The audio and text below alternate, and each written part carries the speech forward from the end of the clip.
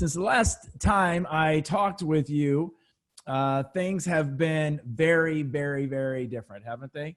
I mean, what is going on? What is going on in the world today? So we're going to chat a little bit now for the next few minutes about how we can lead people out of turbulent times. So whether you have 1,000 people reporting to you, which I hope you're not. If you do, you need to call me and get some coaching right away.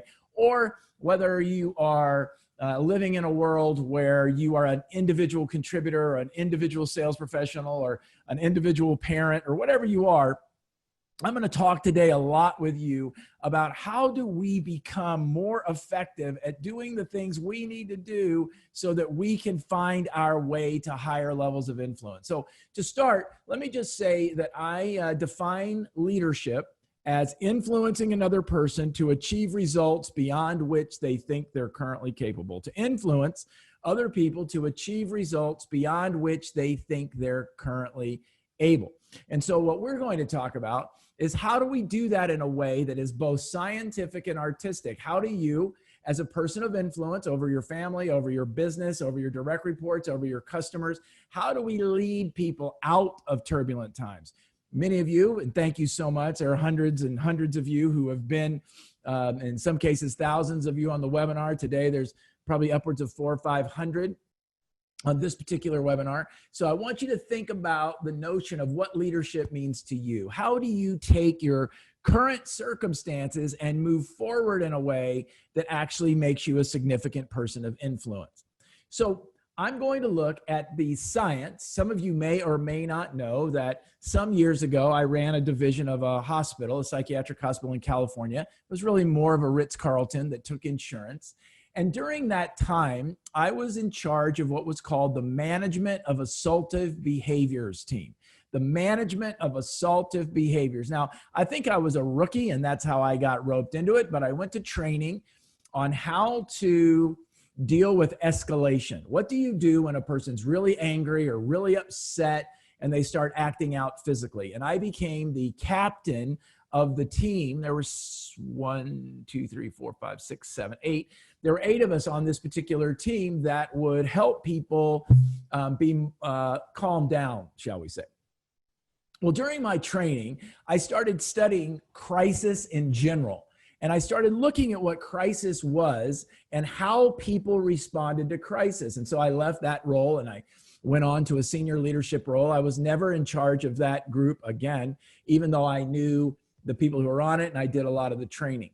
When I left the clinical practice and began doing what I'm doing today, I started looking at crisis in terms of systemic crisis, organizational crisis, personal crisis, and I developed I guess you could say a practice at helping companies deal with what happens when significant trauma happens in the company. And I mean significant, like a shooting or a death or a fire or a bomb or think of a crisis, a major crisis.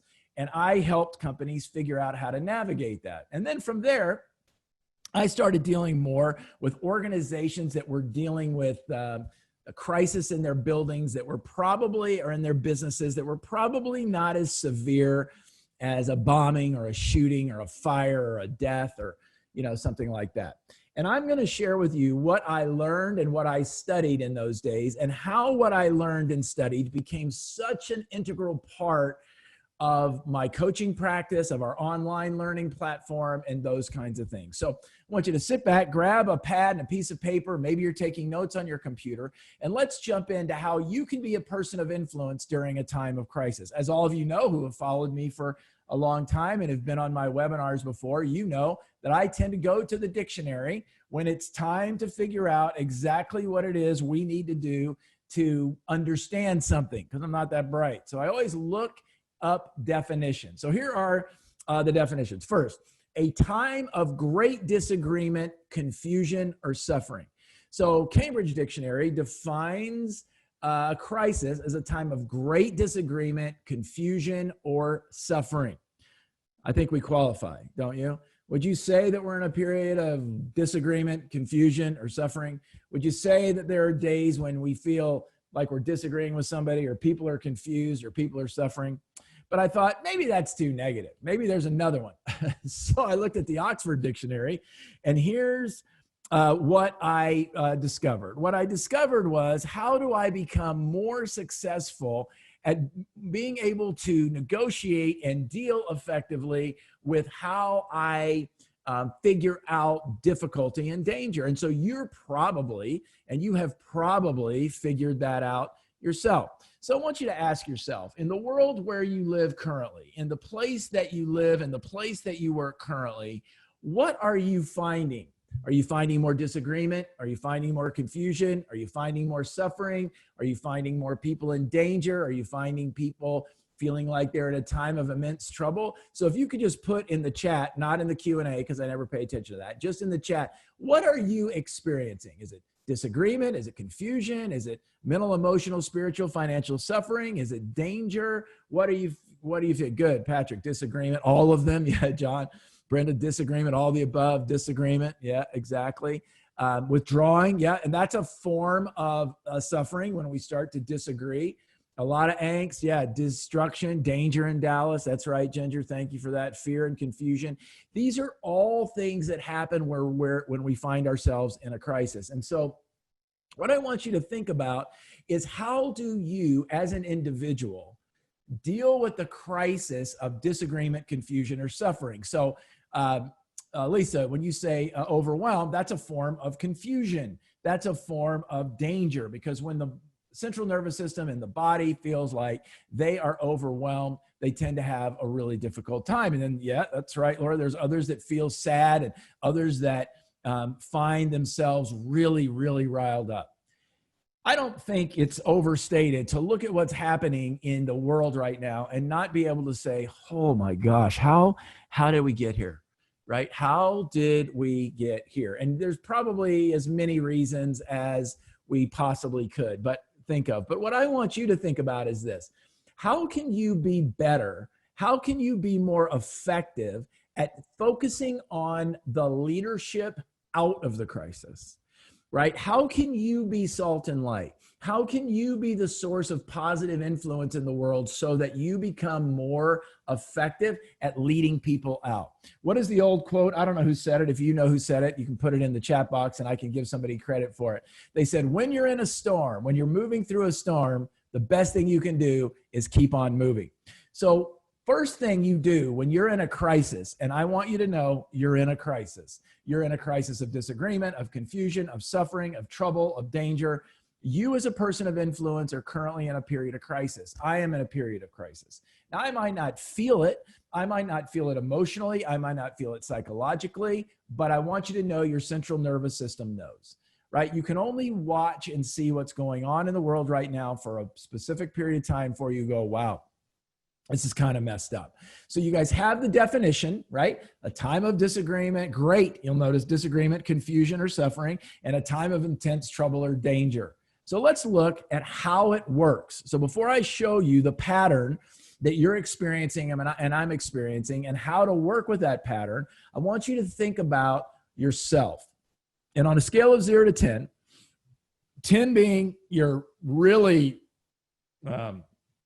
stressed or overwhelmed or frustrated, pick a crisis-based emotion. 10 being, woo, I'm really on tilt, man. I mean, I've had about all I can take. 0 being, I'm just zenned out on a hillside somewhere. Put a number in the chat box. 10 being, woo, I'm on tilt. 0 being not at all.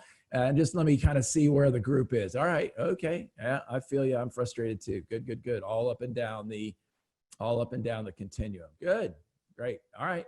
Perfect. All right. So just like most of America, you guys are all over, right? There's a couple of ones, but most of you are in the 5 to 8 range, which is really where we all are, right? I feel some days, some ways, some days, other ways. Some days are better than others. Yesterday, well, I guess it was Monday, was a particularly difficult day. Yesterday feels like yesterday. I guess it was Monday. I was all day just talking to folks like you who were probably 8s or 9s, really, really, really struggling. So I want you just now to ask yourself this question, and you don't have to answer this publicly if you don't want to, but what are you doing right now to try to keep that number at about a 4. What are you doing? Are you meditating? Are you doing gratitudes? Are you exercising? Are you doing activity? Are you giving yourself a mental rest? In other words, are you creating spaces for your brain to rest? Many of you know that one of the most important times, good, stop working on things while listening in the here and now. Good, Eric, I hope you're doing that right now. Yeah, watching Fox News all night long might not be a good example of what we need to do to calm down. Great, Wendy, be on that Peloton. I don't get Pelotons, but God bless you for being on it all the time. So what I want you to get is this. The first step to moving a person and leading people out of a crisis is not to perpetuate an internal crisis yourself. So that means do not allow yourself to have significant confusion, significant suffering, significant danger, significant trouble. And this is hard to do. I say to people all the time, I'll say to you today, there are things we need to let go of that we have no control over, which I don't mean let go of trying to control it. I mean let go of trying to think about it all the time. And what that means is that you kind of step back from it and understand that we need to slow down. So here's the mantra. I want you to slow everything down. Slow your thinking down, slow your walking down, slow your processes down, slow down. Because what I learned when I was at the hospital and what I learned when I was doing the trauma work with the fire department and what I learned when I was doing these other things with companies was that the brain wants you to speed up. It wants you to think faster. It wants you to work faster. It wants you to go faster because we've got to, right? We've got a saber-toothed tiger. We've got something after us. So the first thing you've got to do in order to lead somebody out of a crisis, and perhaps it's my gift, perhaps it's my curse, but I tend to get called a lot when individuals or organizations are in a crisis. And the counsel I give 100% of the time is slow down. The first thing, and it doesn't matter how fast you're moving around the house, but the thing I want you to slow down the most is your brain. And here's why. When your mind sees, or when the people you influence see a crisis, what they do is that adrenaline gets pumped into our system. And adrenaline makes our heart rate faster, our breathing faster, causes us to be much quicker. And the reason it does that is because it's trying to outrun the saber-toothed tiger that's chasing us. And what I want you to get is, even if there are saber-toothed tigers around you right now, and I know some of you are in inner city areas where there's significant unrest, others of you see it on the news, others of you are experiencing it in different ways, others of you are starting to try to manage people coming back to work, and your limbic system and brain wants to tell you all day long, the tiger is after you. So the first thing I want you to think about today is I need to slow down and I need to breathe. Now, what I'm going to do now, that's the art of taking care of yourself. What I'm going to do now is take you through the science of what's going on in the world and in your office and in your family and in your business. So stay with me through these steps. Let's take a look. Now, this is not the arch in St. Louis. This is the pattern by which anything happens in our life of any significant emotional or physical intensity. First, I want you to notice the bottom line. The bottom line is called baseline. And what baseline is what's called your normal level of functioning. Your normal level of functioning just simply means, oh, look, that's how Jim tends to be most days. That's how Liz tends to be most days. That's how MJ tends to be most days. That's how Mike tends to be, right? We have a kind of a baseline. We're extroverted, we're introverted, we're up, we're down, we're in, we're out. We have just kind of a baseline. And that's what we measure everyone's behavior from. And you know this, if you run a sales office or run an operations center or a call center or customer service, or you're a physician, or you, whatever it is that you do.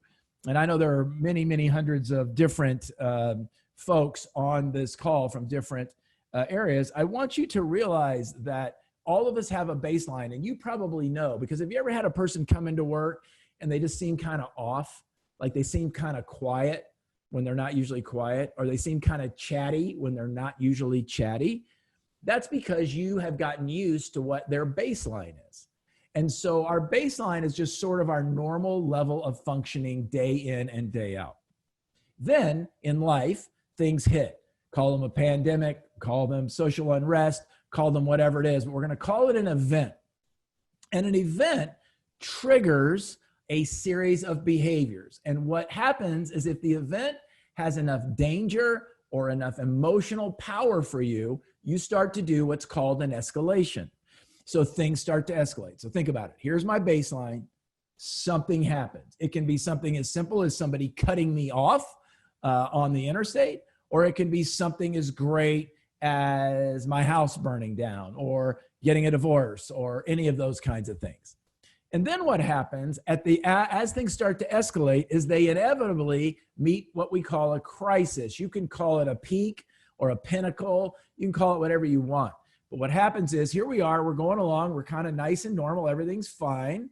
And then what you do next is that you look at, okay, this event occurs. Oh man, I'm going along all nice and normal, everything's fine. Bam, an event occurs. A pandemic happens. We see a horrible, tragic event happen on the news. Our house burns down.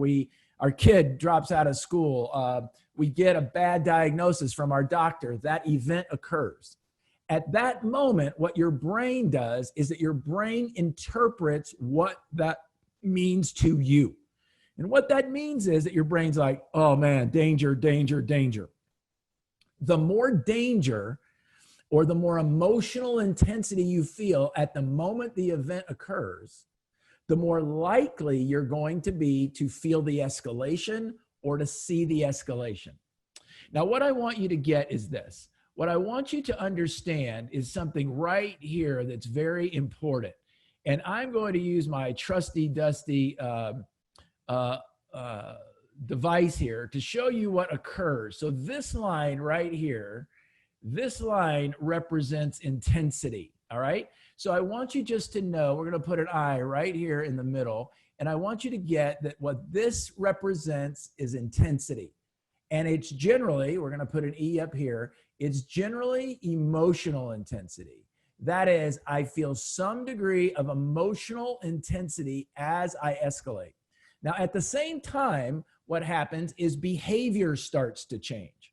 So as my intensity, my emotional intensity starts to escalate, usually my behavior changes as well until I meet right up here at the crisis point. Now, you're going to learn in just a minute that at the crisis point, some things change dramatically. Now, the reason I'm sharing this rather technical process with you is because I want you to be able to self-diagnose first, and then I want you to be able to diagnose those around you and those that you're leading or working with. So if you're working with a customer or you're working with a client, they could be going along at baseline. And then all of a sudden an event occurs. They decide they want to sell their house. That's just an event. They get an offer, they start working through the offer, and all of a sudden it falls through because the buyer's being very difficult. You notice what they do immediately. They're like, ooh, this doesn't make me very happy. I need to do something. And then it usually peaks. So you can call this a peak. You can call this a crescendo. You can call it whatever you want to call it. But the fact of the matter is it generally peaks. But nobody can stay upset forever. Nobody can stay at a moment of high emotional intensity forever. Well, you may know some people who can. Don't put their name in the chat box, but some of you may know some people who can do that. And then guess what happens?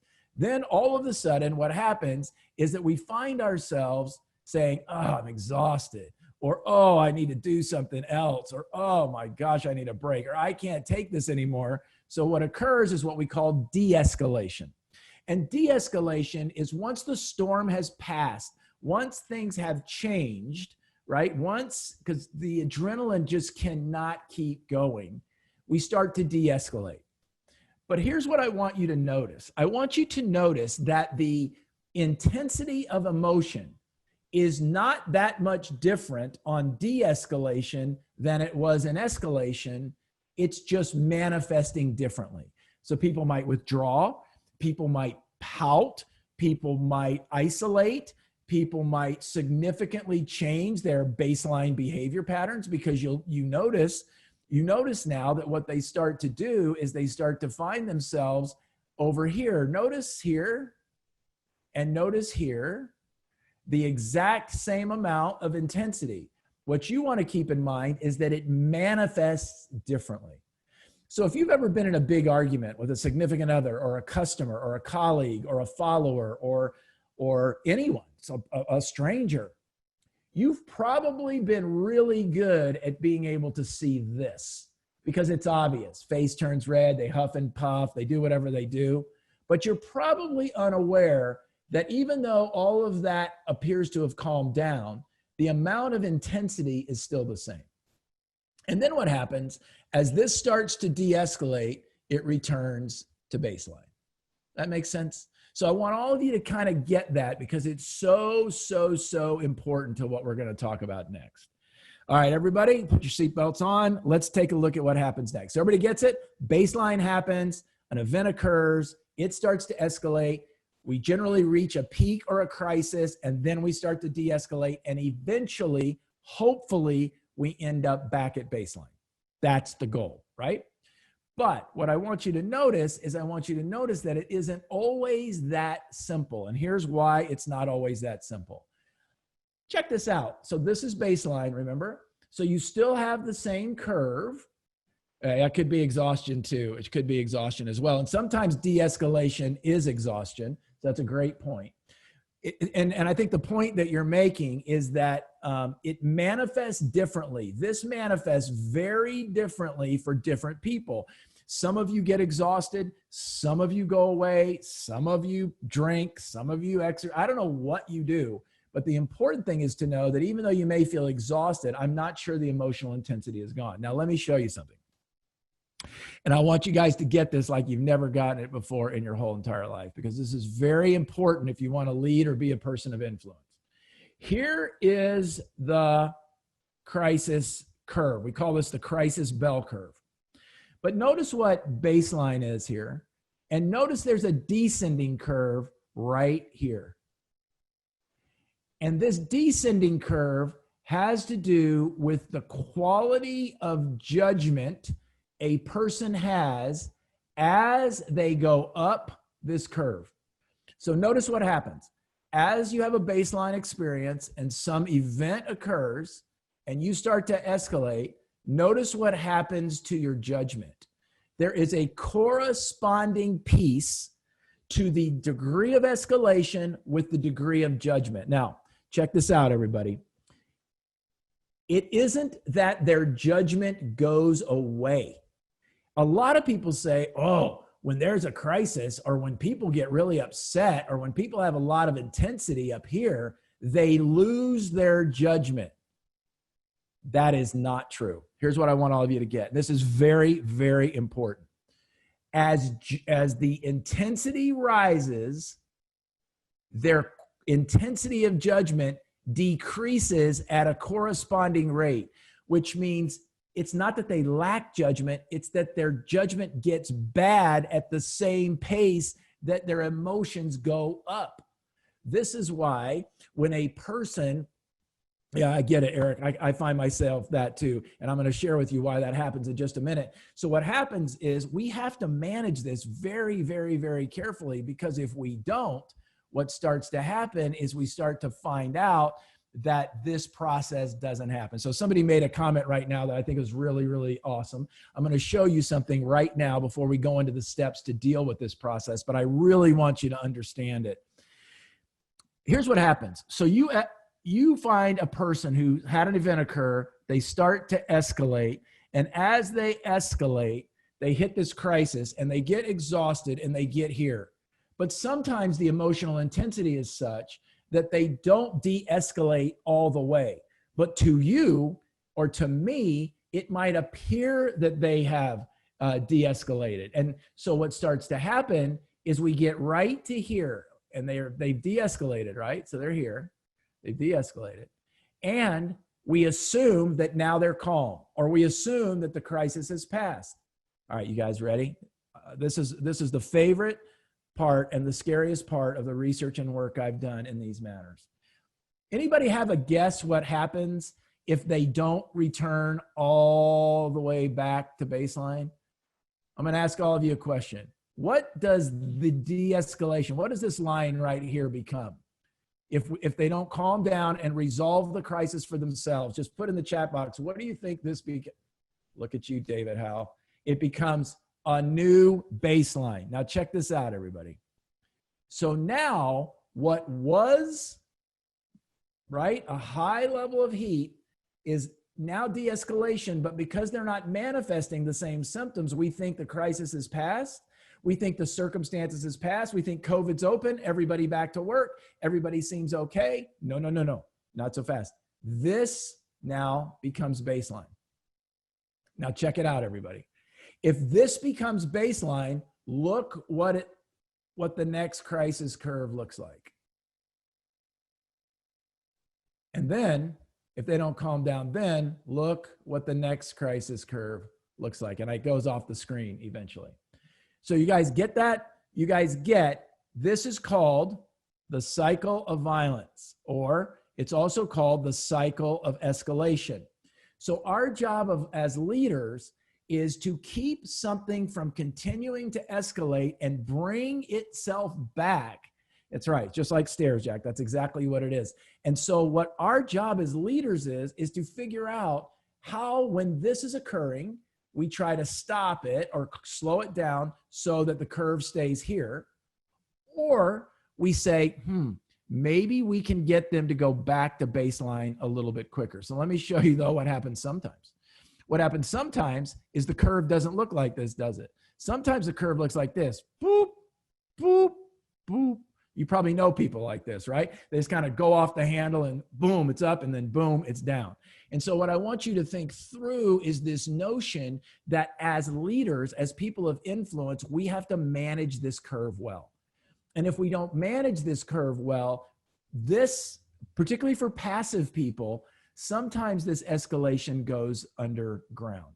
So I wanted to share that with you so that as we move into what to do,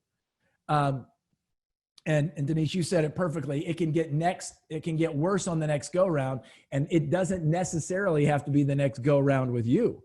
You may have come home from work, or you may have talked to a friend, family member, colleague, or customer. You may have had an experience where you thought the day was good, and all of a sudden the person's in a meeting and they're all snappy and snarky and had nothing to do with you. It's because what happened was when they were out here and they escalated in the previous time, they could not find themselves back to baseline before they encountered you. So what do you do? How do you do it? Everybody's got this, right? Yeah, that's a great point, Robert. Yes, judgment can continue to decline as well as that intensity declines. So it kind of looks like, a little bit looks like the jaws of a really ugly, mean shark, right? So as this happens this way and then this way, this down here does exactly that. It goes down and down and down. And this is how tragedy happens. Hopefully none of you will ever have to experience this. I've had the enormous misfortune of being called in when a company, an organization, a family, or somebody was in this space here. Hopefully you will not experience that. But this is how a lot of relationships end. A lot of divorces occur. A lot of people leave really good jobs because they don't know how to manage the crisis of event, escalation, crisis, de-escalation, and so forth. So everybody got that? Everybody clear about what we're dealing with? Because I'm going to share with you some things that you absolutely don't want to have to deal with. Well, first of all, and I didn't put this in the PowerPoint, but let me share with you some things never to do. You never want to say to a person who's escalating or to a group who's escalating, calm down. You never want to wield, I'm talking about now when they're here, not when they're at crisis. At crisis, a lot of different things happen. Now, let me ask all of you a question. This is a yes or no question. I would like to ask this question because I don't want this to be all negative. Is this also the pattern? Something happens, we feel happy, then it peaks, then we just de-escalate. Does this also happen with positive emotions? Yes or no? Just say yes or no. Do you think this happens in Yes, it does. Yep. That's right. It does. Let me share with you. What happens. Let's take dating. Hey, who is that? I think we should go on a date. Ooh, I really like you. I think we might be falling in love. Perhaps we should get married. Notice their judgment at that particular moment. So I'm just suggesting, just a little joke for you. I'm just suggesting that in moments of high positive emotional intensity, when things are great and you are, thank you for the laughs. I need them. I can't see you guys. So I don't know how my jokes are landing, but I want you guys to notice that positive emotions happen exactly the same way. They escalate, they meet a peak, and then they de-escalate. It's the way it goes.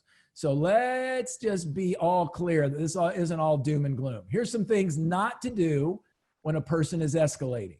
Anybody have any guesses? Anybody want to put anything in the chat about what you should never do or say when a person is at this point on the escalation? Anybody have any guesses? Yeah, you shouldn't match their distress. Yes, you should never, Tisha, say calm down. That's right. You shouldn't tell them how to feel. Yes, Chalice, never touch them. I was speaking in Sacramento, California I guess it's been about 20 years ago. And I was speaking to a huge room of people, and they were in the social work, psychology work. And I shared my study around this. And they said, in our organization, we just believe that hugging matters. Yeah, Deborah, don't say you know how you feel. Don't walk away. That's all true. Now, MJ, let me take what you just said, because I think it's really, really smart. You don't want to walk away when they're at escalation, but you may want to walk away when they're at crisis. Now, if I had this to do over, I'd have moved this event to right here, because escalation goes to about here and here. And so I want you to just kind of think about that, right? Yeah, don't give them anything to throw. That's right, Sherry. So everybody got this, right? Everybody understands that this is the way it's worked for time and eternity. This is the way it works with you. This is the way it works with everything. Yeah, don't tell them they need to meditate. That's right. That wouldn't be a good idea. All right. So we don't tell them to calm down. We don't tell them, well, at least you have a job. We don't tell them you don't understand. We don't tell them any of that. What you do at the period of escalation is listen more, talk less, don't judge, and let them, and then you can ask in the escalation phase, how can I help best? What can I do to be the most helpful? But you don't do any of that at crisis. When a person is at crisis, you cannot help. Let's talk about what you want to do and how you want to start handling people in an effective way. Here's some steps to lead people out of crisis. First of all, compassion is very important.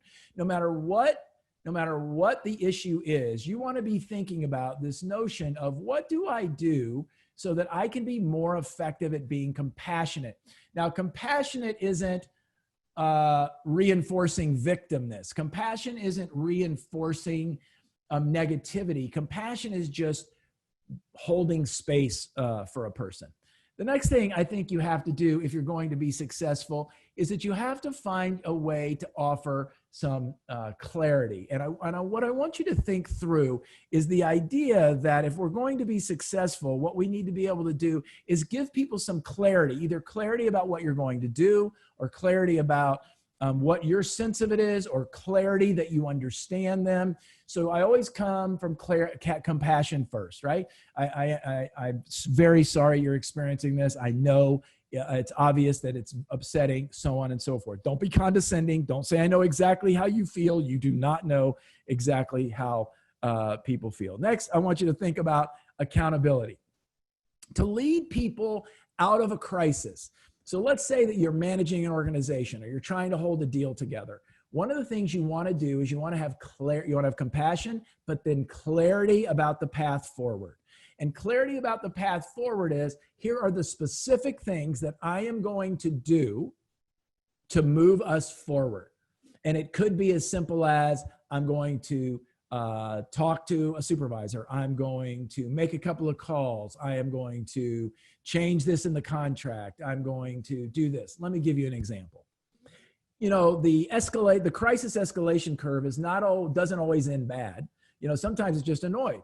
I have a Sirius satellite radio. I have it in my motorcycle, in the car, in Laura's car. I have it in the truck. And I got a bill the other day. I didn't get a bill. I had an automatic deduction hit my account for $550. Maybe it was more than that. $550 for Sirius satellite radio. And in the truck, it's complimentary for a year. So what am I doing with a $550 bill? So I called And I got somebody who said they were in Virginia. They were not in Virginia, obviously. They were somewhere else. They finally told me where they were from, and they couldn't help me. They said, that's just what you signed up for. And as they told me this was my fault and this is what I signed up for, I could feel the escalation starting to happen. My job is to manage my own escalation when I can, but their job is not to do anything to pour gas on the escalation fire. And so she said, I'm going to transfer you to my supervisor, and so did, who was amazing at de-escalation. First thing she did was say, I'm sorry, Mr. Staver, this must be very frustrating. Hear the compassion. Here's what I'm going to do next. Here are the clarity. Here's what I need for you to do to help me do what I'm going to do. Hear the accountability. So whether you're dealing with an entire group or whether you're dealing with an individual, you always want to start with compassion, lead with clarity about the road forward, and then make sure you leave them with something or ask something of them. And it needs to be something really simple. The more emotional they feel, the more basic the behavior has to be. And then finally, recognition. One of the things that people need coming out of a crisis is they need a sense of recognition. And that recognition needs to be very specific and very personal. Let me give you a simple example that I just gave you in the Sirius satellite radio example. Mr. Staver, I'm very sorry for this confusion. I know how frustrating it must be to be overcharged in a difficult situation. Hear the compassion. Here are the three things I am going to do. I am going to delete this excess account that was mistakenly charged to you. I'm going to rebate the $115 that was overcharged. And then I'm going to ask you to reestablish the signal with your motorcycle so we make sure that it is working. Does that seem reasonable? Hear the verification? Yes, that seems reasonable. Then she said, I just want to tell you how much I appreciate you for, despite your frustration, continuing to be polite and continuing to be in this process with me. Hear the recognition? If you're doing it with a group, the same thing. I know this is difficult for each one of you. We are not in the same boat. Never say we're in the same boat, but we are in the same storm. Here is what I, as your leader, as your salesperson, as your person of influence, as your whatever, pastor, friend, whatever, here's what I'm going to do. Does that seem helpful to you? Yes or no? If they say no, what would seem helpful? Then here's what I need from you in order to do that. Remember, the more emotional they are, the simpler the task you ask them to join you with. But unless you have the ultimate power over the circumstances, you are never to take responsibility for 100% of the solution. But you also don't say, here's what I'm going to do, but here's what I need you to do. No, your doing something is not conditional on them doing something unless you're in law enforcement. And I don't think there's anybody on this call in law enforcement. Let's talk about how compassion looks. Acknowledge their perception as real to them. Let me give you two phrases. The first phrase is, I realize it seems that way. So if a person says, you're unfair, or this is unfair, I realize it seems that way. I was working with an organization the other day to come out with a statement on the George Floyd issue and the protests and that kind of thing. And they came out with it and they decided not to go quite as strong as they might have otherwise gone. And it blew up in their face. And somebody called this executive and said, you're tone deaf, you're complicit. It was just a very big escalation by some of their customers. And I thought this lady did a great job of saying, I realize now looking back on it that it does seem that I was tone deaf to you. And she did not say, you're right, I was tone deaf, because she didn't believe that she was in her heart, but she did acknowledge that to the other person. The second thing when you're leading people out of a crisis compassionately is that you have to be present and you must adjust your behavior to the need of the people you're trying to lead out. There are times when you are in a difficult situation or turbulent times where you have to be very directive. If your building catches on fire, things are going to escalate quickly. You do not have time to collaborate and put a task force together on building evacuation, obviously. What you've got to do is say, that's the exit, we're going there. There was some research done, some of you may have seen it, where they staged a crisis. a man having a heart attack, a woman falling down and hurting her leg. They staged it in a major US metropolitan city. And what they found was this: when there is a crisis and there is a lot of intensity, people tend, even in the cell phone age, people tend to stand around first. They tend to there is a period, I don't remember how many seconds or minutes, but there is a period when they kind of freeze. And what they found when they did it the second time was if the person who is rendering aid looks at a specific person in the crowd and says, call 911, call the police, grab me that rag. In a crisis, sometimes the leader, the person of influence, has to be very, very directive. The more emotional a person is, the more directive you have to be behaviorally, not emotionally. So I don't say, stop crying. I don't say, calm down. You don't do that. But what you might say, particularly if it's an individual, is, can we come over here and talk about that? Can we move over here? Now, if they're in a crisis, you never go into a room with them alone. You never isolate yourself if it's an individual, but you might move them outside, or you might move them away from an audience because they need to save face. Now, let me talk with you for just a minute about clarity. Here's what, don't you love this picture? I love this picture, this PowerPoint. I wish I was scuba diving there. Clarity has to have some pieces. Here's the pieces it has to have. It has to have what the priorities are in the leading out of the turbulence or the crisis. So whether it's turbulence and a crisis about a contract, or whether it's turbulence and crisis about people coming back to work, or whether it's turbulence in crisis because you're going through a divorce and you have to be clear with your kids or your lawyer or your soon-to-be ex, you've got to state priorities. Here's what we're going to do first. Here's what we're going to do second. Here's what we're going to do third. And because that kind of direction is extremely important.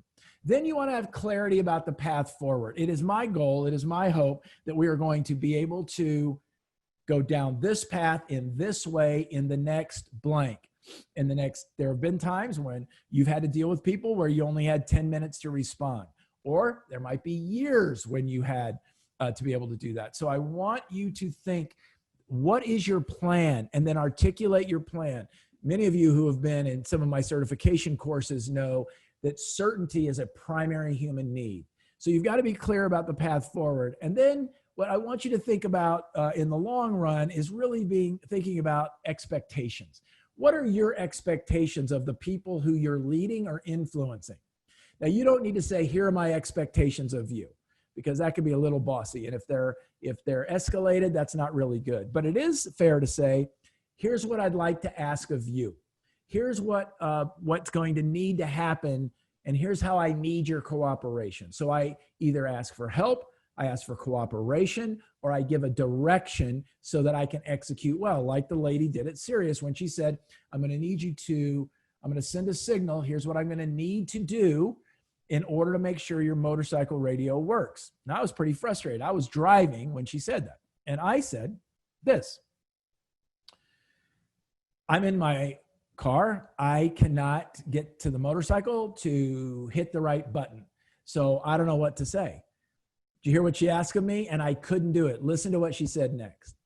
Would it be helpful if I sent you a link that you could use when it's convenient for you to get back to your motorcycle to ensure that you're getting the radio signal that you need?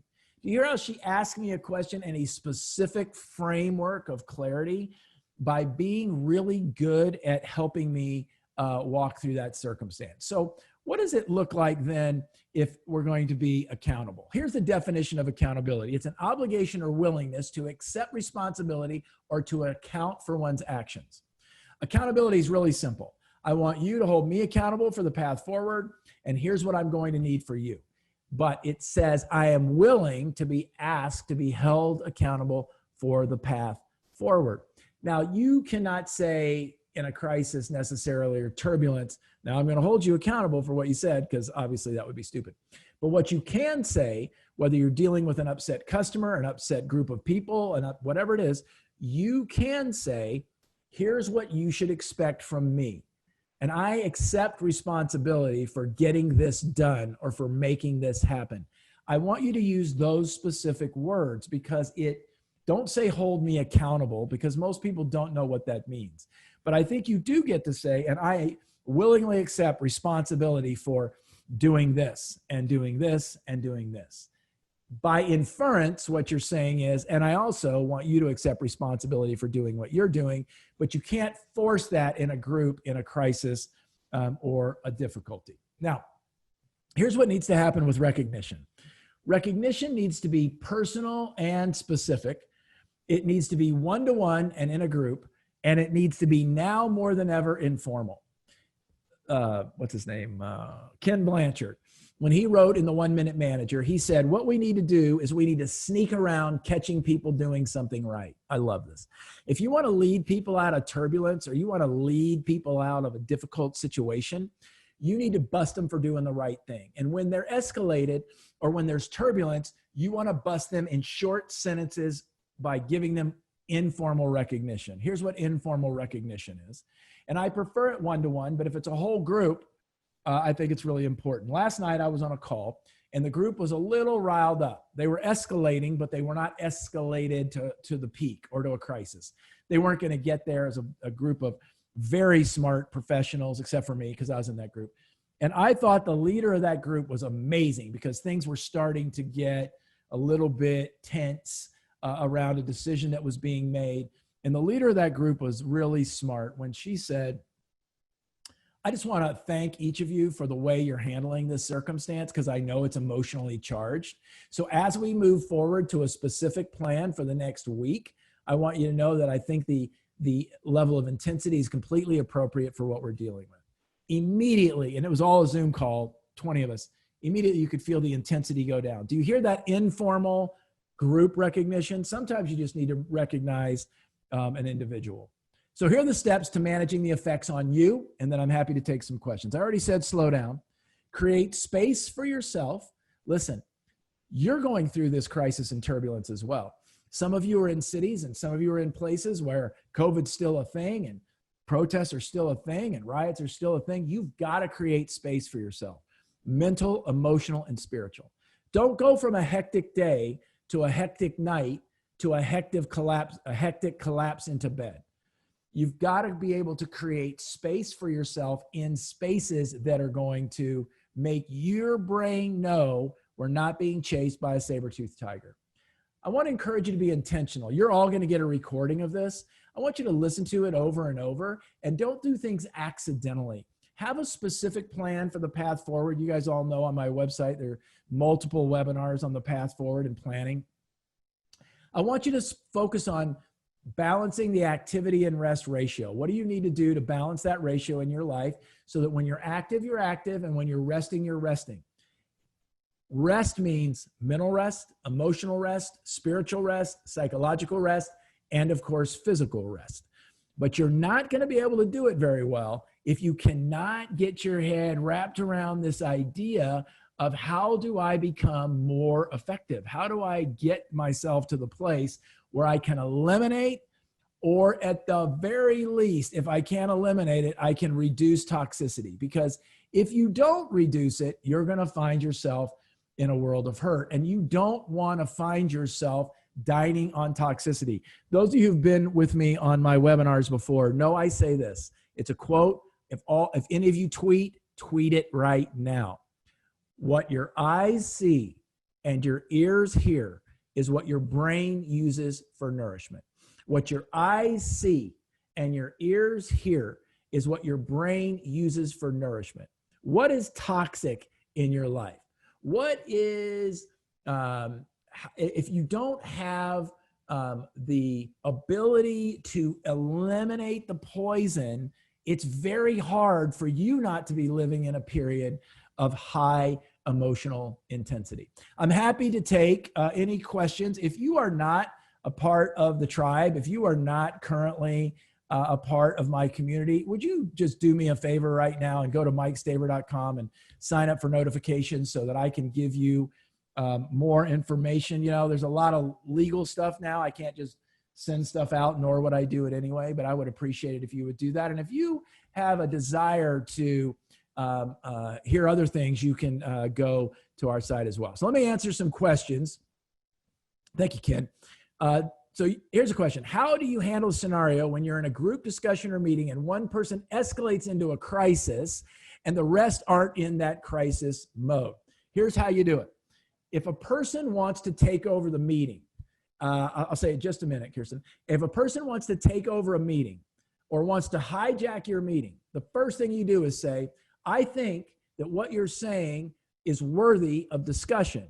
And I can tell that your emotion right now indicates that it matters a lot to you. So what I'd like you and I to do when this meeting is over is I'd like for you and I to have a private conversation offline, and I'll spend as much time with you as you need. And then pivot and continue with your meeting. But you've got to be very directive. That sounds like something that you have a lot of energy around. I acknowledge that and want to spend some time with you talking about that and working on that. So when this meeting is over, we can either talk about it then or we can schedule a time to talk. But for now, I'd like to continue with the meeting.